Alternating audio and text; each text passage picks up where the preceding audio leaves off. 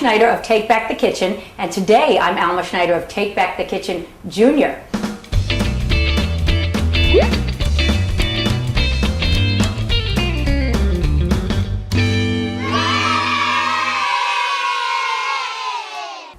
Welcome back. Today, since we're talking about dairy-based dips, I have a special guest, GEMMA DEPALMA from 5 Acre Farms. GEMMA, welcome. Alma, thanks for having us. I'm totally excited to be here. 5 Acre Farms is a local food company, and we focus on dairy, so I'm psyched to talk about all things dairy. Great. So what is the difference between getting your milk products locally and from afar? Well, for 5 Acre Farms, it's really important for us that our customers know their source. So we really connect our consumers with the actual farmer.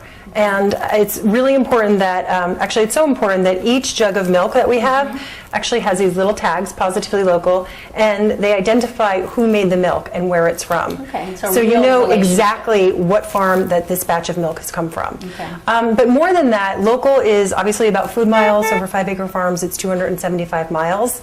It's really important how animals are treated, how water's protected, how land sustainability. So it's more of a holistic picture for local, because we really want consumers to be connected to every aspect of the farm and just not the miles which it traveled to get to the plate. Okay, great. So can you give me an example of how one of your farms, how the animals are treated differently from a farm that we don't know anything about? Sure. Gosh, I feel like our farmers have amazing treatment around animals. One of the things that our farmers do, many things, our cows actually get pedicures, which is very important as a woman. Come on. They do, yes. Oh, I had no idea. It's really important because cows are on their feet a lot, and you can get a stone in the hoof, and so it's really important for our farmers to constantly check their feet, make sure there are no stones, because if there's a stone, they'll get an infection and will really stress the animal. That makes sense. And it actually affects the taste of the milk if an animal is stressed, because it can lead to infection. So our cows get pedicures. Wow. Each cow has their own mattress in bed at night. So just like, we need to go to our own beds to sleep and get a good rest to make our day fantastic, cows do the same thing. They need a place to go and rest and be comfortable. Again, it's less stress on the animal, better tasting milk. Yeah, that's great. Well, I have to be honest with you. I have had your milk. What do you think? It's fantastic. And Thank you. Yes, I was telling someone at your company that my son actually did not drink milk before tasting your product. I love hearing that. He now is a milk drinker. That's fantastic. Yeah, it's That's really, fantastic. it has sort of a sweeter taste to Which it. one does he like? Does he like whole, reduced, or skim? The reduced. The reduced, yes. People actually email us about milk. I never thought people would email us about milk, and they do. Very seriously. They take it very seriously. Our skim does not turn coffee gray. It's not watery. People have emailed us, and it's amazing milk to make lattes from, make yogurt, make cheese. You can make so many things with our milk. You can also just have milk and cookies. Come on. Oh, I know. I mean, that's really the best. Who doesn't love that? So what specific products do you carry? So we have milk, we have whole, reduced fat, and we have a skim. We have half and half and heavy cream, which are actually only milk and cream, no additives, gums, preservatives. It's incredible. And we also have shelf-stable apple juice. Only ingredients is apples. Amazing. Applesauce, and when in season, we have fresh apple cider. Great. And we also have eggs. Wow. Yeah. Okay, awesome. So it's nice. We're expanding our product line. And since we're here in northern New Jersey, how can we find your products? You can find us in Fairway and Stop and Shops. But for more specific locations, you can check out our website at 5acrefarms.com, and there's a huge list there. Great. Thank you so much. Thanks for having us. Very enlightening. I'm very interested in the pedicures. I'm going to have to do a little more research. I'm telling you. So, are you really serious about those pedicures? I am definitely serious about pedicures, comfy beds, nutritionists. These cows have it made. They really do. Well, you know what they say about happy cows. Great tasting milk. That's right. I know. All right. Well, stay tuned. We are going to show you how to make beet dip and edamame dip.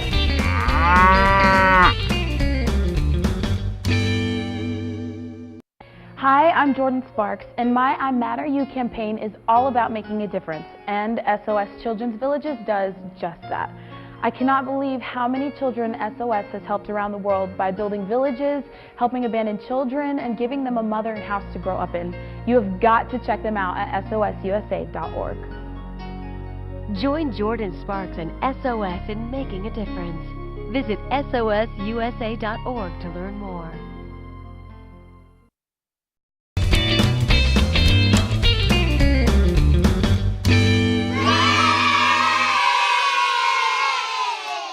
Welcome back. I am here with my friend Lincoln, and we are going to make beet dip.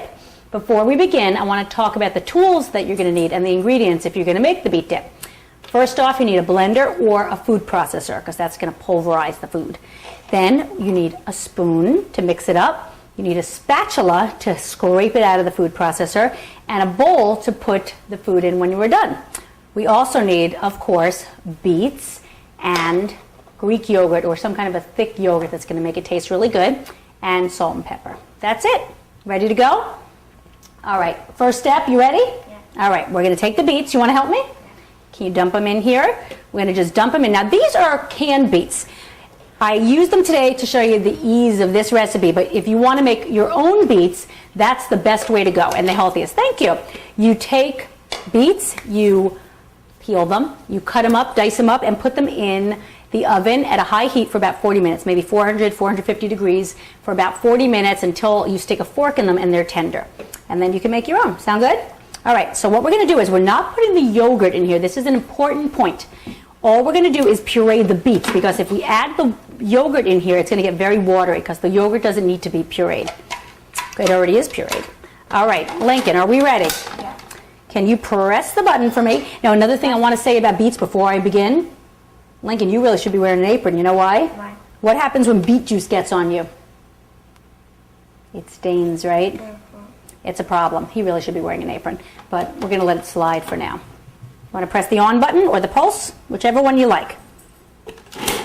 Yeah, if you press pulse, you got to keep your hand on it. If you press this, you don't have to hold on to it. You want to press the on button? If you press the on, you just, it's you know, for the lazy chef. There we go. All right, now let's press off. Okay, so we pureed it. Now we need to scrape down the bowl. So we take off the top part and we push it down because some of the pieces are still whole and we really want to get this pureed. So I'm pushing it down. We may have to do this a few times. When I say go, Lincoln, press the button. Nice work. Nice pressing down, mister. All right, let go. Let's try it again, see if they're pureed. Sometimes it takes a few times. I see a couple of big chunks, but you know what? For the authentic chef, sometimes it's nice to have a big chunk in there so they know you use the real thing, right? All right, so we're going to take it out now. And we are going to, I'm going to take the blade out. You want to help me scoop it out, Lincoln? Yep. All right. I'm going to hold this and you scoop it out with the spatula. Can you do that? Into the bowl. Nice. And then the beauty of this dish is that, all right, let's stop right there because we might not need even all the beets and we can save the rest for later. The beauty of this dish is that you're going to use as much of the beets as you want to make it as pink or red as you want. And what I love, love, love, love, love about this dish is that it is the most gorgeous color. It's going to be so pink. So this is really, I'm not even going to give you measurements, but we're going to start with maybe a third of the yogurt from a 16-ounce tub, and then we're going to stir in, and this was about half the beets. Can you stir that up for me, Lincoln? Do a little stirring there. Get it all in there. Smells good? It does, right? All right, sounds good. Looks good. Let me get a little bit of nice work. See how it's getting all pink? Look at that. Isn't that a gorgeous color? It doesn't. Oh yeah, I see a little pink. It's mixing up, so it's becoming pink. All right, good job. Let's stop yeah, right I see here. pink. Get a little bit of the sides in.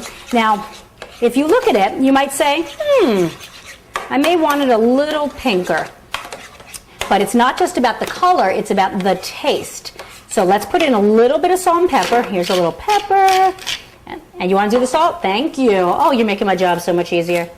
Excellent. Okay. Now stir it up. Nice work. Now we need to try it. So we might say, oh, this looks gorgeous. I love this color pink, but it might not be beety enough. So we have to try it. So we're going to try with a carrot stick. You dip that in. And remember, no double dipping. Taste it. Let me know what you think. Good? Or does it need some more beets? Good? Can I try it? Excuse me. I'm going to try it with a carrot stick. Delicious. I say we add some more beets. I'm going to put the rest of the beets in. It still tastes a little yogurty to me. But To each his own. For Lincoln, it was enough. For me, I like it with a little bit more. Lincoln, would you do the honors and stir it some more, please?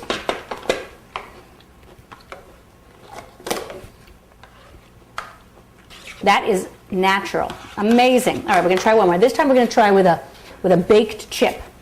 Let's see how this goes. Mmm. Delicious, right? Thank you for helping me. Thank you. Stay tuned. We're going to make one more dip. All in together now. We can make it better now. Come on. Moving a little and eating better every day can help make you and your child healthier. Search We Can to find out more.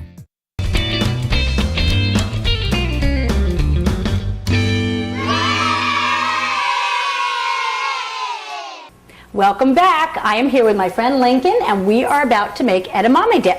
Before we start, though, we need to talk about the tools that we need to make the edamame dip. Just like the beet dip, we need a food processor or a blender. We need a spatula to take the edamame dip out, correct? We need a bowl to put the edamame dip in. We need measuring cups and measuring spoons to measure out the ingredients. We also need a pot full of boiling water to boil the edamame dip, which is the star of our recipe. Edamame beans, salt, honey, apple cider vinegar, and last but not least, olive oil. All right, stay tuned. We're about to make the dip. Welcome back. We're ready to make this dip. So, what I love about this dip and what helps me remember how to go about making this dip is that I think about the ingredients and measurements in descending order. What do I mean by that? We're going to start with the edamame dip, which is the biggest quantity. It's a pound of edamame that we have boiled in the water that you saw in the pot. They were boiled for 5 minutes, and I bought them frozen at Whole Foods or Trader Joe's or wherever they sell edamame. But you want to make sure that they're shelled edamame and not in the pods, because then you'll be there all day taking it out. You want to go next with the salt? Yeah. Okay, so with the salt, no, we're going to use the measuring spoons because we need that. Okay, but we're going to hold on 1 second because we're going to be going down with the ingredients. So the next biggest ingredient is a half a cup of olive oil. You want to help me pour it? Yes. You want to pour or hold? Hold. Okay, you hold it tight. Okay, so we poured our half a cup of olive oil and we're just going to pour that in. Next, we need a 1/4 cup of apple cider vinegar. You want to hold this while I pour it in? A lot. A lot? Yeah, we're going to fill it to the top. Fill it to the top. Okay, let go, please. And here we go. Dump it in. So we started with a big batch of edamame, 1 pound. Then we put in a half cup of olive oil, a 1/4 cup of rice vinegar. Now we need a tablespoon of honey. And then we're going to do a teaspoon of salt. All right, we have our tablespoon of, what is that? Honey. And a great tip is if you put a little bit of olive oil in the spoon, the honey will come right out. I learned that from a very smart woman I know. Fabulous chef. Very beautiful woman too. Okay, next stop, salt. And we're going to use a teaspoon. So now we went from a tablespoon of honey to a teaspoon of salt. You want to pour this in for me? Yes. Or for us? Okay, take it and just dump it on in. You just dump these ingredients in. There are no major steps in here. Next, we're going to just put it on, and Lincoln here, my trusty apprentice, companion, is going to put it on, and we're going to make it nice and creamy.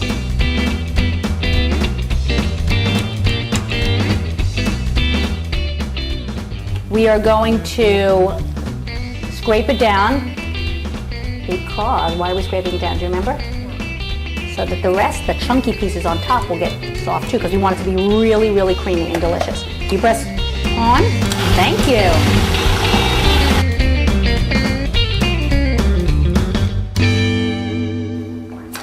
I think we're done. This is nice and creamy. We're going to take it off, and we're going to get started on this. Check this out. Look at that color. Isn't that a beautiful color? It's like spring, right? When we put this next to that beet dip, our guests are going to be so pleased, and they're going to feel so special that we made this for them, and they're going to feel even more special when they taste it and they see how incredibly delicious it is. This is for the dinner? No, yeah, we're going to have this with our dinner. Isn't it awesome? All right. This is a delicious dish. We're going to try it right now to make sure that it's delicious. We're going to try it with a carrot stick because that's the healthiest way to eat it. Cheers. Cheers. Cheers. Oops. What do you think? Good? Delicious. I'm going to show you how these dips look together in just a minute. Stay tuned. So, I just moved in with his family, and it's embarrassing. The little one, he likes to go outside and crawl around in the giant litter box. I don't know what he's doing. I mean, I was born and I knew how to use the litter box. Look at that. That's disgusting. Oh, poop already. You're making me nervous. Oh, okay, I can't look at this anymore. I really hope he grows out of this, for his sake.